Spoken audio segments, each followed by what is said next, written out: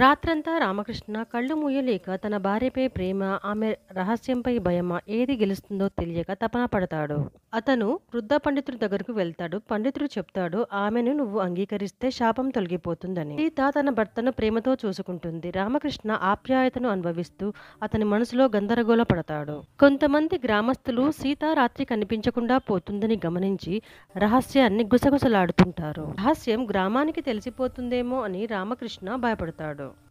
సీత మళ్ళీ పాము రూపంలోకి మారి అడవికి బయలుదేరుతుంది. రామకృష్ణ ఈసారి ఆమెను వెంబడిస్తాడు. సీత సర్పరాజు ముందుకు చేరి కన్నీళ్లు కారుస్తూ చెబుతుంది, నా శాపం ఇంకా తొలగలేదా అని. సర్పరాజు చెబుతాడు, నీ భర్త నీ నిజరూపాన్ని అంగీకరించినప్పుడే విమోచనం అని చెప్తాడు. దాక్కున్న రామకృష్ణ కన్నీళ్లతో అన్నింటినీ వింటాడు. తన భార్యపై ఉన్న ప్రేమ గెలుస్తుంది. అతను బయటికి వచ్చి, సీత నువ్వు ఎలా ఉన్నా నేను నిన్ను అంగీకరిస్తాను అని చెప్తాడు.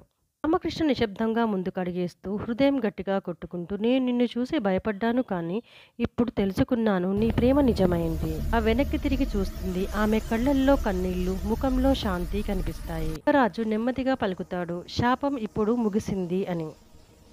సీతా శరీరం ప్రకాశించి పూర్ణిమ చంద్రుడి కాంతిలో వెలుగుతూ మెల్లగా మాయమవుతుంది. ఆమె దేహం పూర్తిగా మాయమైపోయి నేల మీద నాగుపాము చర్మం మాత్రమే మిగిలిపోయి ఉంటుంది. రామకృష్ణ ఆ చర్మాన్ని మృదువుగా ఎత్తి తోటలోని చందన చెట్టు కింద సమాధి చేస్తాడు. ఆ రాత్రి నుండి ప్రతి పౌర్ణమి రాత్రి ఆ చెట్టు కింద పూలు వెండి కాంతితో మెరిసేవి.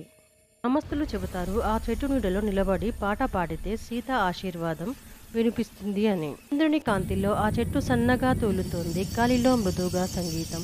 సీత ఆత్మ సంతోషంగా ఆకాశంలో కలిసిపోయింది. రామకృష్ణకు శాశ్వత శాంతి మిగిలింది.